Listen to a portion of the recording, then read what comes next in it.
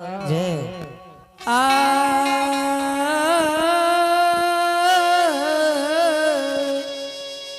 हे संत समाज बाबा एक भोर सलखी नौरी के पानी खातिर भेजलिए रात ढली के लिए अभी तक सलखी नौरी नहीं पानी बिना हमर कंठ सूख रहल छै।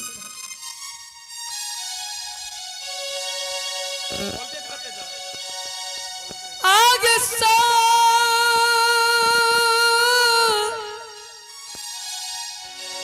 सलखी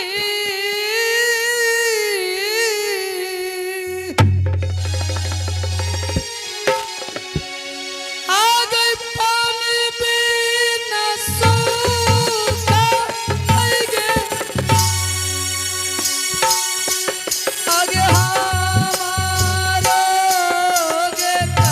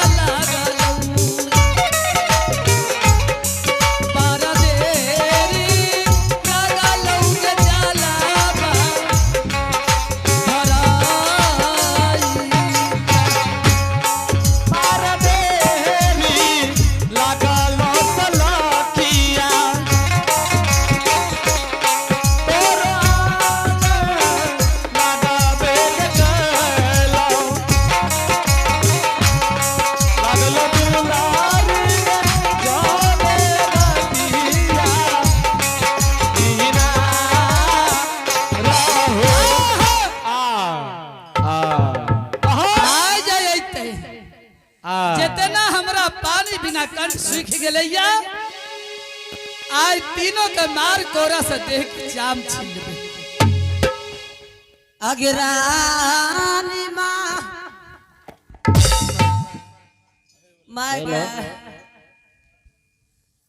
गॉड कन्या गली के ठोंग रही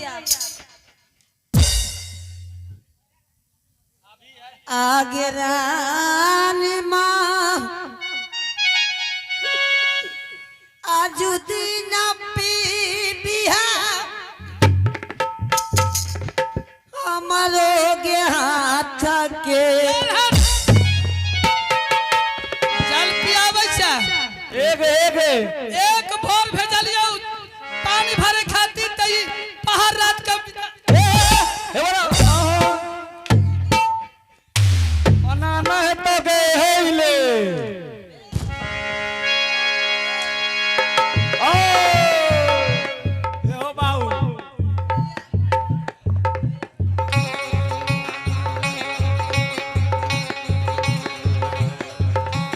आगे एते जे बड़ा खबर आयलू आ चावल हमर साथे छै जाहि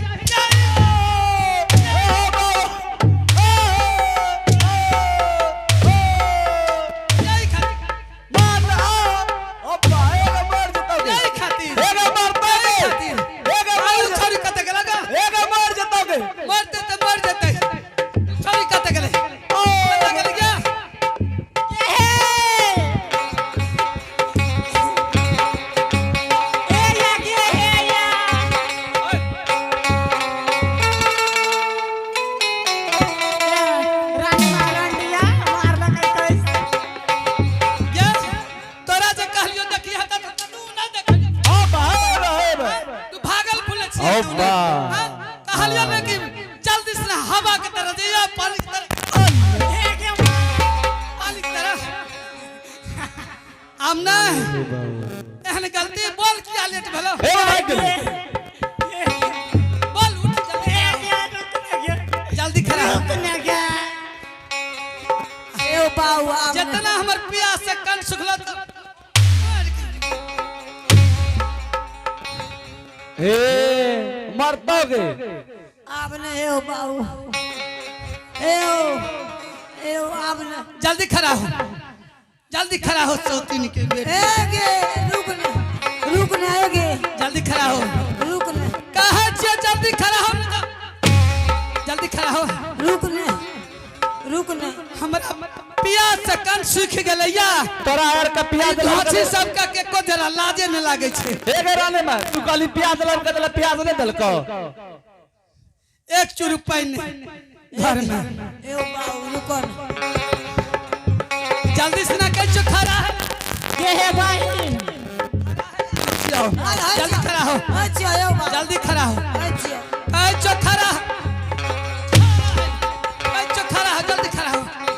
जल्दी खड़ा हो घास का सी वाला कता होता बेन कर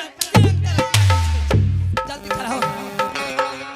खड़ा हो अच्छा रुको कह चो खड़ा है ले अच्छा खड़ा हो जल्दी कोने गस की ना किया लेट भलो एते रात किया बीतली रुकी न क्या?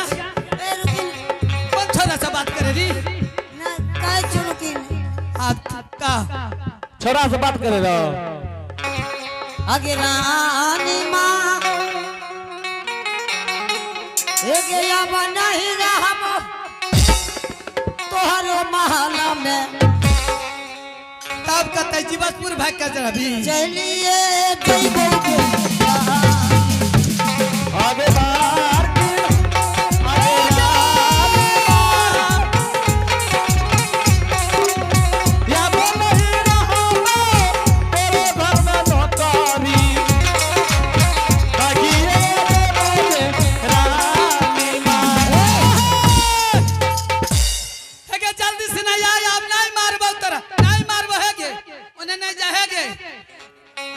अब तक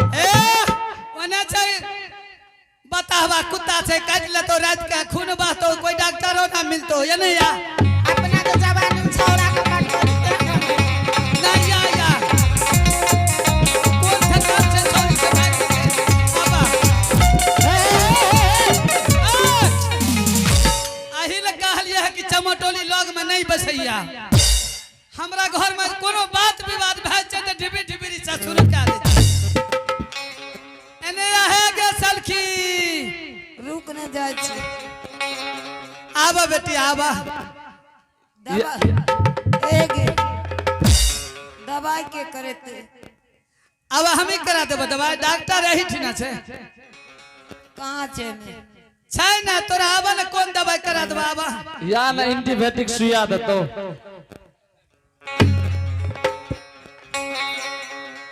रुक मार भी नहीं एको बेर न मारबो। पहला ई बता दे सुध सुध किया लेट भेलो। एकरार का मारे छी ठीके करे छी। एक नंबर बदमाश छो। मार भी नहीं नहीं मारबो। पहला ई बता दे किया लेट भेलो।